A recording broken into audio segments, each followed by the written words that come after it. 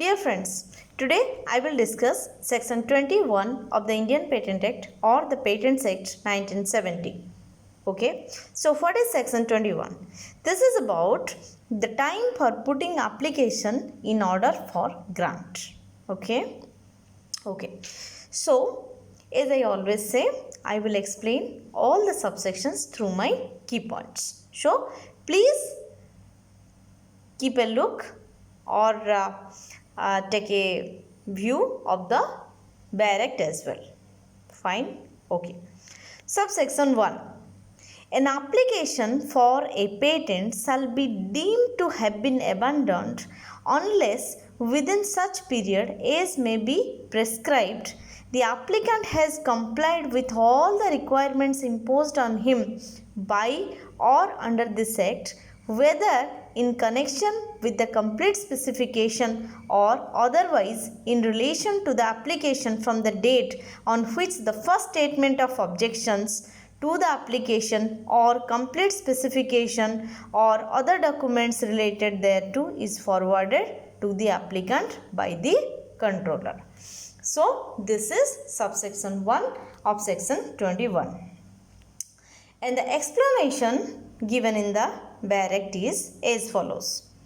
Where the application for a patent or any specification or in the case of a convention application or an application filed under the PCT designating India, any document filed as part of the application has been referred to the applicant by the controller in the course of the proceedings, the applicant shall not be deemed to have complied with such requirements unless and until he has refiled it or the applicant proves to the satisfaction of the controller that for the reasons beyond his control, such document could not be refiled. Now, this is the whole subsection and its explanation. Okay? Seems lengthy, seems difficult to understand. First time, fine.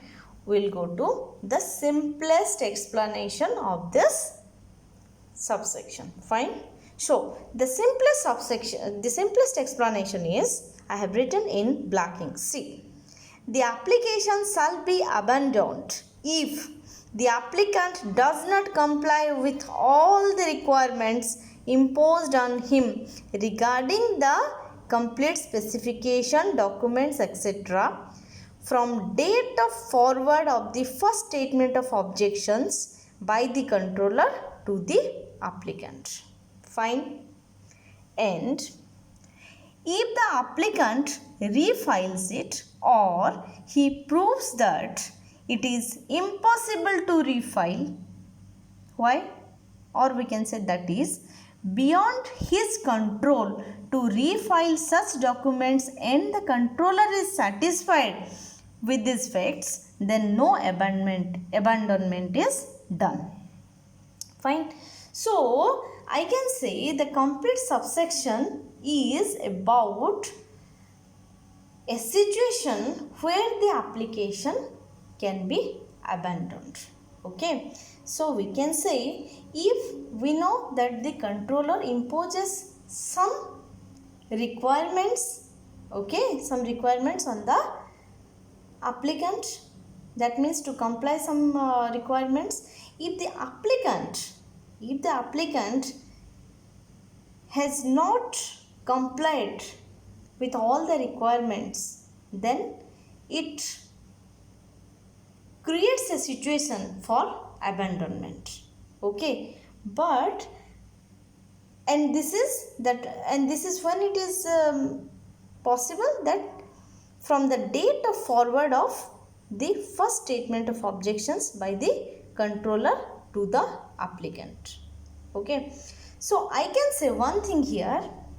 Okay, I have written a question also here related to this. Just I am going through this.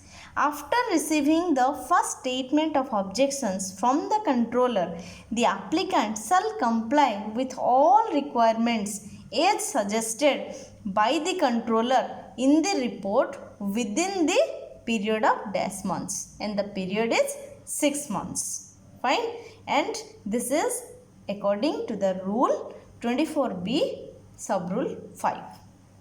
You can refer it. Okay. So now you can understand in which situation the application can go for abandonment. Okay, that means if the applicant is not compliant or he has not complied with the requirements, then the application within the prescribed time, then the application can go for abandonment.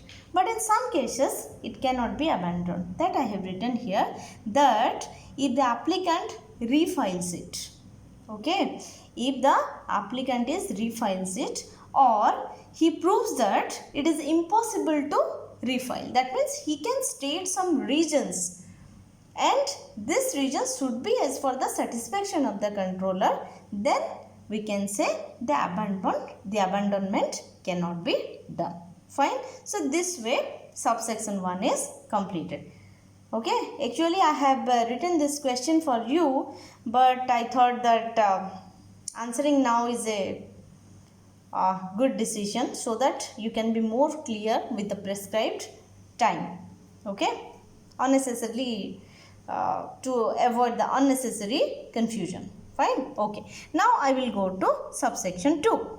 If at the expiration of the period as prescribed under subsection 1, clause A says, an appeal to the High Court is pending in respect of the application for the patent for the main invention, or clause B says, in the case of an application for a POA, that is patent of addition, an appeal to the High Court is pending in respect of either that application or the application for the main invention, the time within which the requirements of the controller shall be complied with shall on an application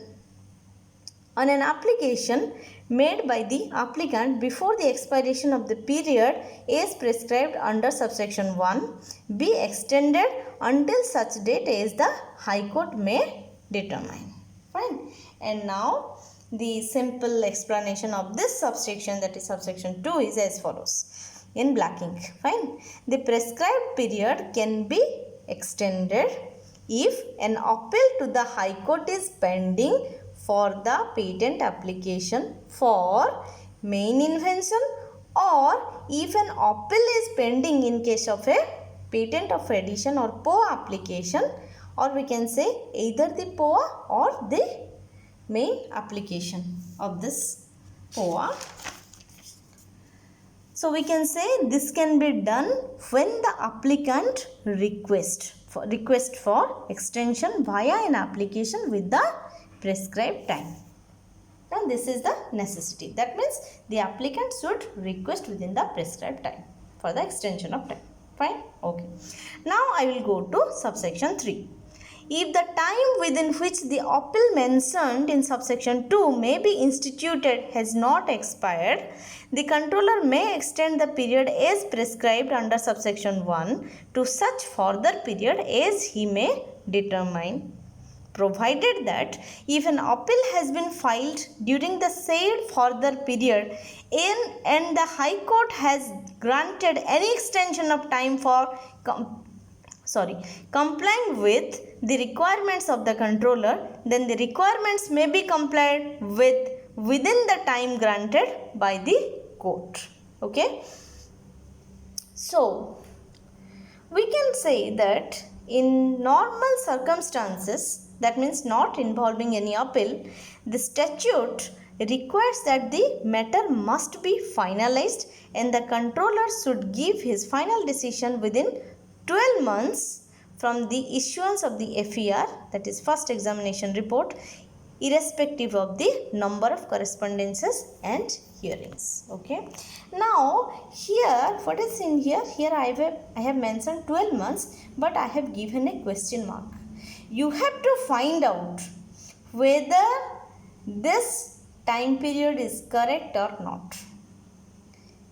It may be possible, I am telling you, that this 12 months time was, once it was the time, or we can say the earlier prescribed time was this, it may not be the present prescribed time. So you just find it out. It's your task. Okay. Next, unless there is an extension of the 12 months period under subsection 2 or 3 of section 21, the hearing under section 14(2) must be held only within the 12-month period. Again, I have given question marks in this 12-month period. Please find out what should be the exact time period. Fine. Another thing I must tell you, just a minute. Here what I have mentioned, that means here I have mentioned, just take a look, such period.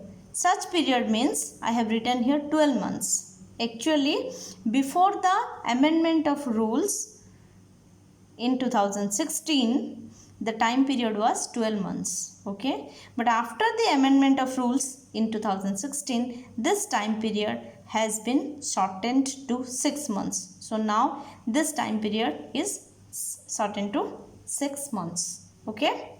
So you can refer book also. Fine. So this way I must say that I have completed the chapter with all the subsections. Okay.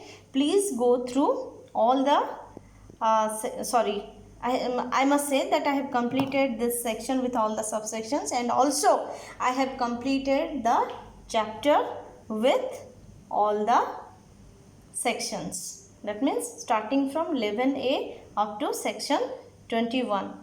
Okay. I must say you one thing, just a minute, that section 22 to 24 is also included within this chapter, that is chapter 4, but these are repealed sections. So we need not study these sections. Fine. So just a minute.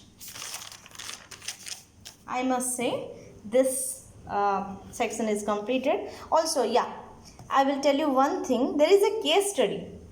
Telephonacti